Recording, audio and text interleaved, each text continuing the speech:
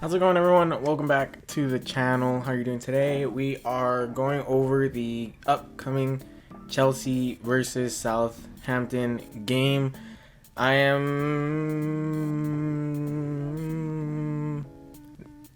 want to say excited, but a little cautious going into this game. I feel like we might underestimate Southampton. They've put together a couple good results against some decent teams, but I do think that I hope we don't go into this game overconfident and get punished for it. So to get right into it, the player news: Edouard Mendy had his thigh injury while he was out on international duty, so he is out. Thiago Silva is also out because of his long trips with Brazil's jet lag, I believe, is the reason why he's going to be out. Billy Gilmore still out with that knee injury. For Southampton, Stuart Armstrong out due to COVID-19. Mohamed Salisu is out due to match fitness, and Musa Genpo is out due to a hamstring injury. With that being said, I'm gonna go right into the lineups for Chelsea. For keep, I'm gonna go with Kepa. I have a feeling that regardless of the keeper situation, I still think he'll probably get the start. If Caballero gets the start, I won't be surprised. But for now, I'm just saying Kepa. On defense, Chilwell left back, Zuma and Tomori, the center back pair, James on the right. And then for midfield, it's a 4-2-3-1, by the way. In the midfield, the two holding midfielders, it'll be Jorginho and Conte. For the three attacking midfielders, Werner on the left, which I'm not a big fan of, Havertz down the middle, which I am a big fan of, and Pulisic starting at right attacking mid, which I think would benefit him relatively well. Now, but this could easily be a 4-3-3 that Lampard runs, largely due to Pulisic being in the lineup and Werner being capable of running out on the wing. And then Abraham up top as a solo striker. Ziyech is healthy. Hakim Ziyech is healthy for the game. However, Lampard said he's not fit enough to start, but he's fit enough to potentially make an appearance, which I think he most likely will, like Pulisic did, not last week. It was not last week. Last game against Crystal Palace. So to get right into the subs, we have Willy Caballero, Cesar Azpilicueta, Andres Christensen, Kovacic, Ziyech, Giroud, and Hudson-Odoi. It's become a lot easier to pick the subs after Loftus-Cheek and Barkley went out on loan, which I was actually Barkley not so much. I wasn't too okay with Barkley going out on loan, but that's a whole other thing. So with the subs, I did pick James over Azpilicueta. I feel like this is the only one that's really kind of up in the air. I prefer the lineup I chose is honestly the one I prefer. Thiago Silva is healthy. I'd rather have him in there other than like either Zuma or Tomori. I really like the way Tomori's been playing. I also like the way Zuma's been playing, so it's a really tough decision for Frank on defense as well as the offense. But I went ahead and went with James over Azpilicueta and Chilwell over Azpilicueta. I feel like Chilwell will just be better based off his performance against Crystal Palace. He knows the Premier League. He's clearly already acclimated to it, and he's already doing well and performing well, so I obviously want him in the starting lineup. And then I just feel like James versus Azpilicueta is a very up in the air type thing. What do you want? Do you want more of an attacking presence in James, or do you want more of a defensive presence in Azpilicueta? Not that they're both bad on the other end of the ball. James isn't bad defending and Azpi isn't bad going forward. It's just they're better in those separate regards. So it's a matter of what Lampard's trying to run. I went with Reece James because I personally like Reece James more. But I could easily see it being Azpilicueta. Same with the keep. I could easily see it be Caballero starting over Kepa. Now for Southampton, I went for a similar lineup to when they played against West Brom. However, for this game, Armstrong and Genpo are both out, so I had to switch up a bit. You have Bertrand in goal, Vestergaard at left back, Bednarek and Walker Peters. So on defense, I have Bertrand on the left, Vestergaard and Bednarek, the center back duo, and then Walker Peters on the right. I somehow got that mixed up when I was reading it. For the midfield, I have Redmond left, Romeo and Ward-Prowse the center mids, Walcott on the right getting, I think, his first start for Southampton. And then, of course, Danny Ings up top and Adams paired up with him. As for the subs, I went with Forster, Stephens, Diallo, Valerie, Smallbone, Long, and Oba Femi. Now for their last three games, Chelsea won obviously against Crystal Palace, a big 4-0 win. They lost against Spurs in the Carabao Cup on penalties, and they drew against West Brom in that 3-3 game, which was very frustrating. And it's pretty obvious that we haven't really hit any consistency, which I feel like is going to be the main thing that we're going to take away from this game at the end after everything's said and done tomorrow.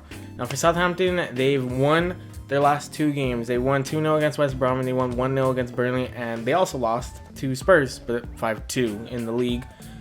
They've held 2 straight games with clean sheets, which is why I think we need to actually take them seriously. They're on some pretty good form right now.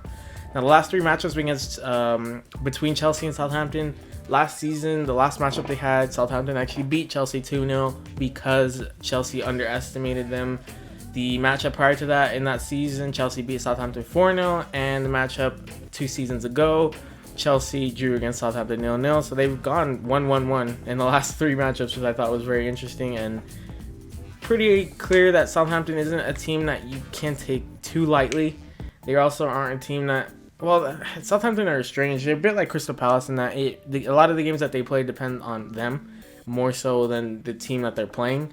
It's how do they play, you know, because I believe they've come up with some big wins in recent times. So they're a team you definitely should not underestimate. And with that being said, with my thoughts on how the game will play out, this is not necessarily a team that we should count out automatically, but it is still a team that we should beat. Now, I'm not saying go into the game thinking we're going to win, but this isn't a team that we need to lose to. This is not a team we should be losing to, rather. It's a team that we need to beat in order to keep pace at the top of the table. The problem with Chelsea in recent times has been we can't put away smaller sides that we should be putting away. Now, I'm not saying we need to win every single game because that's impossible. When we look at Liverpool last season, they lost to last place Watford, who only had like 5 points up to that game or something like that.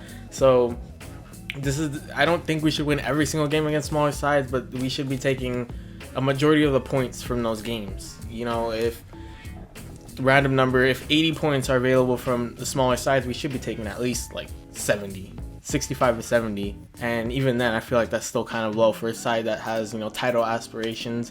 We need to be taking these points from the smaller sides.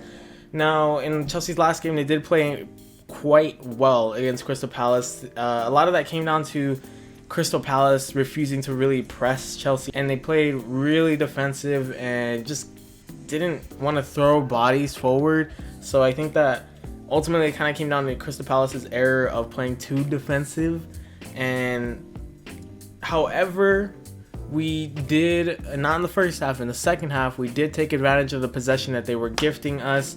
And with bringing up that first half, we cannot start the game like the way we did against Crystal Palace. We were just too slow. You know, we bring the ball to the left and then slowly bring it to the other side. And by the time we do that, Crystal Palace's defense was readjusted and we just could not break them. Now in the second half is when we started breaking at faster paces. So we really need to just get out on the break. We need to go fast. We need to pass. We cannot destroy our momentum by passing backwards. We need to press forward at fast and lightning speeds. We need to get forward quickly, and we have the players that are more than capable of doing that. You know, with Werner and Pulisic more than likely playing on the wings or on the outside, we have the players that are more than capable of pushing the attack forward quickly.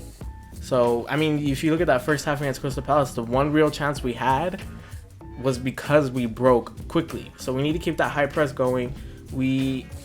I'm honestly not crazy about Werner on the left, mostly because I feel like down the middle, he will benefit us in the long run. The runs he can make, he's a little more free. Whereas at left attacking mid, he was kind of restricted last week against Crystal Palace. You saw a lot of the times he was drifting towards the middle, but he never went further than that, and it was either middle or left. And I feel like holding a player back like that is just not good for him and not good for what he can bring to the team. And I feel like it's just holding him back. Like Havertz being at center attacking mid finally, his real position is going to be beneficial for the team in the long run, because if he has that creative nature, he's capable of doing so many things. And keeping him restricted to one side is just not good for him and not good for the team. So that's why I think Werner eventually should play up top. And in my opinion, Abraham would be the one to get the axe. Abraham would get dropped to the bench, and Ziyech would probably start playing the left attacking mid role, because he's extremely versatile and can he can create even when he's being restricted, you know, to one side or whatever. He's a player that can definitely create, and he has played, you know, on the wings more so than not when he was with Ajax. So I could definitely see him excelling no matter what role we put him in. So that's why I think, you know, putting him at left attacking mid and then throwing Werner up top would be more beneficial to the team than keeping Werner at left attacking mid. Now, Werner is a versatile player, but I just think for the sake of the team and how he can benefit the team, we should take him out of that and throw him up top.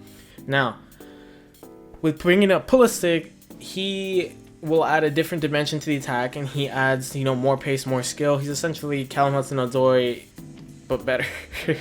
Callum Hudson-Odoi did put in a good appearance against Crystal Palace, but I think Pulisic is the better player, and maybe he won't be up to top form right away, or the form he had towards the end of the last season right away, but I still think in the long run he's the better choice until Hudson-Odoi really grows into it, and I think that Pulisic will really benefit this attack going forward.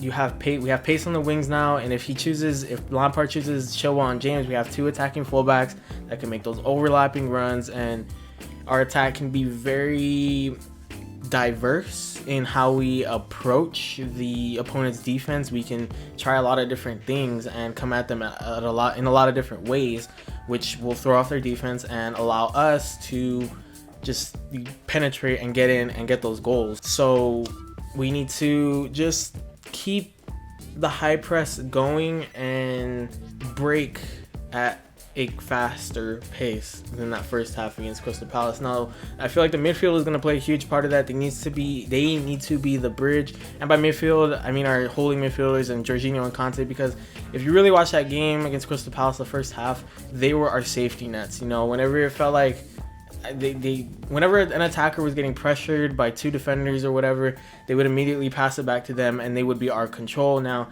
the midfield in this game needs to be more of a bridge to our quick attacks. They can't be a safety net 100% of the time. We need them to start and initiate these quick attacks, and whether they, you know, go straight down the middle or take it out wide or whatever. With that comes the forward players making the proper runs in order for the midfielders to get those type of passes off, and with that comes a lot of give and goes too. So the midfield needs to be our bridge in this game. Jorginho and Conte need to be our bridge in this game in order to break at those lightning paces, like I keep saying, because we need to. If Southampton sit back, which it'll be interesting to see whether they do or not. If they do sit back, then we cannot play like that first half against Crystal Palace, you know, at a snail's pace on the attack. We need to break. We need to go so quick that their defense can't adjust, and we're able to find that open space and get in between their defenders. Now, like I mentioned, it'll be interesting to see how Southampton play this game, whether they play a defensive counterattacking game or whether they press. I doubt that they'll play a similar game to Crystal Palace, because I mean, they can play a counterattacking game. It's just Crystal Palace played it all wrong because they refused to press Chelsea at all. They really didn't throw any bodies forward until they were down like 3 or 4 goals. I think they were down 3. When they went down 3 is when they finally decided to start pressing and throwing bodies forward. But by that point, it was well too late, and Chelsea had full control of the game. So I doubt Southampton play a similar game to Crystal Palace in that facet, but I can see them playing a defensive counterattacking game. I can also see them pressing us. And that's something that we need to be careful with. We need to keep our shape if they begin pressing us and not create difficult situations for ourselves, because 99 times out of 100 we shoot ourselves in the foot by creating difficult situations, and those lead to those fatal mistakes that, you know, lead to goals. And suddenly we're down 3-0 against West Brom. And that game's a perfect example of shooting ourselves in the foot. So we need to be careful with that when they start, if and probably when they start pressing. And with that being said, also Southampton are fairly good at set pieces. They did have a set piece goal, I believe, against West Brom when they played them. So we need to be a bit careful if they get any set pieces. No silly fouls in unnecessary areas. If it's like towards half field, fine, but if it's right outside the box, no. We need to be very careful with the fouls that we give away in order to not give them such easy set pieces. We need to be careful on corners, and we need to be ready for them to throw different sort of set piece plans at us. We need to be careful with the set pieces. Now, overall, how Southampton play this game will really dictate the outcome, in my opinion. And if they decide to press, how Chelsea's defense reacts. If they decide to sit back, how Chelsea's offense reacts. You know, it'll come down to how Southampton play the game and then how Chelsea react to Southampton playing. Because smaller teams, again, I'm putting that in quotes because they're not as small anymore. These smaller teams are highly unpredictable because you don't know whether they're going to come at you and press and throw numbers at you like Leeds, or whether they'll just sit back and play counterattacking football like Crystal Palace. So it'll come down to how Southampton play and how Chelsea react. This is a game for us to establish some kind of consistency on the back of a huge win over Crystal Palace. So we need this win. We need to prove that we can be consistent. We need to prove that the team is starting to mesh and starting to work together. So we need this win. This will be a big win, I'm going to say 2-0. I think the 2-0 is going to be fair to both sides. I feel like Chelsea will attack and press a lot, and Southampton will play very defensive and will remain stout and hold Chelsea for quite a while. I think it'll be 0-0 for quite a bit. And if Southampton can come away with the first goal, that'd be huge for them. They come over the first 2 goals, that'd be huge for them. Chelsea have already proved that they can come back from, large deficits, but I do think that Southampton are more than capable of getting off a counterattack or two, a set piece or two, and snatching a goal or 2 away from Chelsea. So it'll be a matter of how Chelsea respond if they do manage to do that. But I do think ultimately Chelsea will remain stout, remain strong, and we'll get a 2-0 win over Southampton. Now, with that being said, if you guys enjoyed the video, please do a like and subscribe. Go check out the socials. My Twitter is @BlueHermit1. My Instagram is @BlueHermit_. Please share the socials with all your friends, family, everybody know. Let people know Blue Hermit's where it's at, and I'll see you guys later. Bye.